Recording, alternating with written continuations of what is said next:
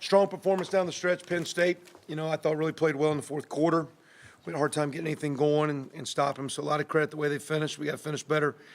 Turnovers, of course, the one at the end, we're scrapping around just trying to see if we get fortunate at the end. But the four in the first half, and it's all fumbles this week. Again, I want to say 2 weeks ago, I think we were third in the nation in fewest fumbles lost. And now back-to-back, we have 2 last week and now 5. So the one that hits us on the punt, gives them a 4-yard touchdown, scoop and score at the end. That's the difference. But really, it just kept our offense out of the end zone. I thought our defense battled, did a great job in the run game, did a great job hemming up Barkley. I'm sure the ankle injury they had to McSorley limited him. And at the same time, because you're up there trying to stop a premier running back that's running good, there's a lot of one-on-ones, and they made some one-on-one battles. And when you're out there one-on-one, those guys on the island can't hide. I think we did have 16 tackles for loss or sacks. And when you got the sacks, sometimes it is coverage. So it's not like our coverage was bad today. Just we, got some guys. They got some big guys like we do. We made our fair share of one-on-one plays with Westbrook and those guys and Camion Patrick and whatnot. So a little bit of football. They made a few more plays, and unfortunately our turnovers killed us. So I didn't like as hard as we played, and as proud as you are, and as much as you love them, we got to finish better, and I got to coach a little bit better as far as just play calling to get the offense going down the stretch. Questions? Kevin, on the fourth and, I think, goal down at the 2-yard line, you had the Wildcat in there initially, then you called timeout, and then you had Lego on the sprint out pass. What was your thought process? Well, the first thing was we'd ask the D, because we went down the first drive. We came out as 14 on, and first half had the blunders. Came out, went down, had a field goal, come right back, and we asked the defense when it was the first time, hey, should we kick it or go? And Tom's deal was go because we'll pin them down. And so that was our thought of going for it because there's, and then, the big package worked a little bit. We didn't do it a lot today, but we kind of got in a rhythm when we did it. I kind of felt if we took about it was closer to 2 than 1. Initially I thought it was maybe, when you really looked at it was 1 3/4. It was about a good 2 full yards. I didn't know. I would have thought they would have sold out if we'd have put that package. So we actually went to the play that we scored on the first time with Ricky. They played a different coverage. We tried instead of man, where we got it rubbed the first time, a little switch action they were doing, whatever this was, just we had to fit one in, we didn't, or had to hit Mitchell in the back, and they made the play. Okay. With 11:06 to play, you guys retook the lead. It was a pass to Westbrook, a 40-yarder. Then you get the ball back with 3-point lead, 8 minutes to play at the 20, but you went Wildcat again. What was your thinking there? Kind of like before, we thought we needed to, and again, I think the drive at the end of the third quarter, and I think that drive were the 2 drives where we didn't get rhythm going offensively. The end of the third quarter, hey, the quarter's going to change in a minute, but then we end up being 3rd and long.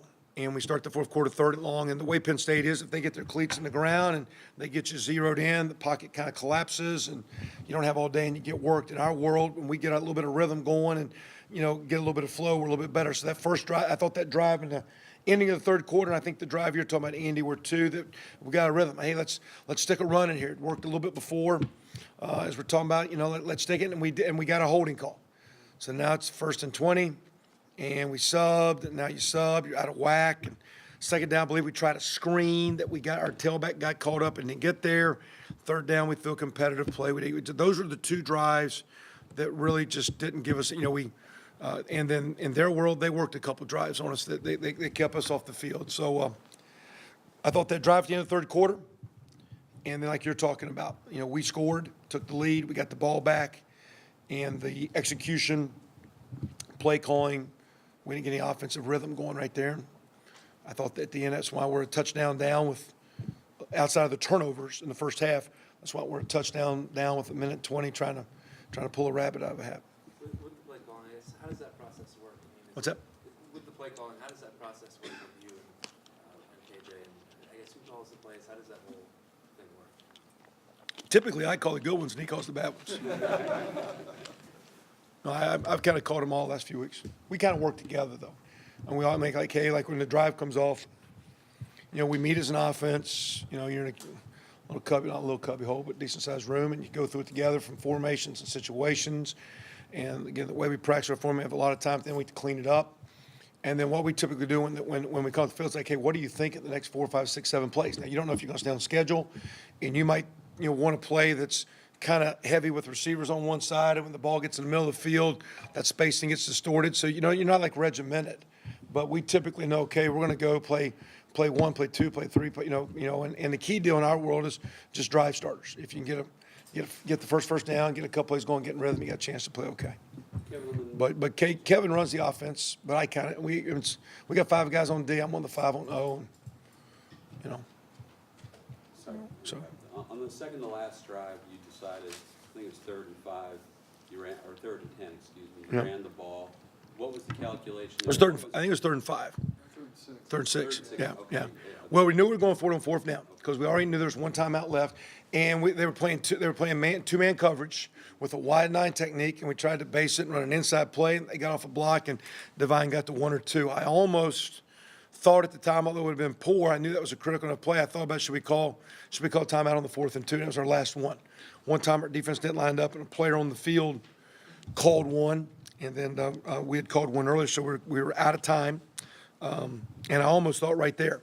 But I'm like, it's 2, you got some 2-yard plays, you got to execute. They batted the ball down. But the thought was we really struggled the last 2 possessions with their 2 deep safeties, 2-man getting open. And I thought we could pop a run and move the chains because we needed to if we got a first down, we'd had a shot there, I thought. And I thought it was a great stop by the defense, where I didn't mean to interrupt, but where I think we're different, we came out and held them to a field goal. And it's like, okay, we're going to block the field goal and score. And if we don't block the field goal and score, we got 1 minute and 12, and we're still going to score. I mean, it's like, the fight of the kids that still give us a chance to win games when you're playing a top 10 team and you're not playing perfectly sound. And the game's not going to be sound. We got to play better. And there's no doubt, and that's coaching and me and all of us. We got to play better. But those kids, there's enough talent. We need a little bit more depth because we're wearing out a little bit, I think, as far as just some young guys coming through or some injuries that got us a little bit. We're a little thin. But the fight of those guys, and like I say, you go for it right there. Do you take the timeout or not? We decided not to. By not taking the timeout, we got it back with 1:12. But the thought was it was a 4-point game. I think it was 35-31. It's like, okay, we're going to go and block this kick. And if they make it, you still got a minute, let's go score a touchdown. We didn't, but that was the thought process. I just appreciate the way the defense battled when the offense let them down a little bit in the 4th quarter. Because, again, that shows, even though the defense got work, to me that still shows some things that, defense gives up, or there are 17 points today when the defense is put out on the 4-yard line. That drive there, when we go for it at the end of the game, they get 3. And then the fumble at the end of the game, that's 17 of their points. I don't know if you can attribute that purely to defensive football.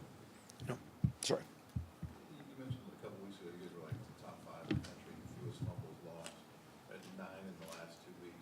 What do you attribute that to? I think we had 9 turnovers. We had 2 picks last week. So we had 2. Oh, but no, you're right though. We did have 4 losses last week. We got 2 back. So sloppiness. I mean, we do. When we start a stretch period, every player that has a ball in his hand. And we carry it around. We have meeting rooms with balls in your hand. I mean, typically, the penalty and penances you don't play, and we're pretty strict with that and some things we do. But the game is called football, and if you're from the center to the quarterback to the kicker to the skill guys, we put the game in your hand, and you got to protect the game. And unfortunately, our lack of doing that is the difference in the game. Kevin, you kind of, I think when Mitchell was back as a holder for Griffin, is that maybe the key the rest of the way? I don't know if it's key. The only thing I will say, we didn't kick Griff a lot because he's had a little bit of a leg deal, but he kicked well today. Better. He had a great week of practice. But we worked a lot on just kicking fundamentals, trying to clean up the team fundamentally. We looked a little bit, when I looked at it last week with the guys, I thought their spots were inconsistent. And, that ball's coming down to the spot, but all of a sudden it's moving 2 or 3, 4 inches. So in the golfing world, it's like you're hitting a moving ball instead of a stationary target. So we just tried to fundamentally clean it up, and it was a little bit better. Coach, the defense had 15 tackles for loss, season high. Saquon Barkley didn't get much going during the game. How well do you think the front 7 played? Very good. Also, too, when you say some of those sacks, we did give up some one-on-one plays, but some of those sacks are when you are covering them, and it takes time to get there and all that. So, one, it's a credit to the team. A lot of times at one time, I want to say, he bounced off a tackle, Richard made a tackle for a 1-yard gain. But it was, it's working as a team, it's keeping leverage. Huge credit to Tom Allen, a huge credit to Mark Hagan, because Mark, to me, has got some guys that are just playing hard. I don't know individually, collectively, if there's one guy you say, hey, that guy there's a difference maker as a guy, but they're a difference as a group. They play with fire, they play with passion, they fight and scratch. I mean, it's relentless in the way they play. And a lot of respect for what their coach is doing, a lot of respect for those kids, because they play their tails off. Time for one more. What happened on the handoff there between? He didn't, I don't know, because one, it's a run play that we have the chance to throw a bubble, but if you throw in the bubble, you don't even stick it. So to me, it looked like he hit him in the gut. The kid said he didn't. I don't know. It was a play we ran several times, a play that Divine, a lot of guys that popped up in there. We did have not a lot of runs that worked well. We had 41 for 110. They had 45 for 79. But again, both teams, when you commit to it, they had 332. We had 344 passing.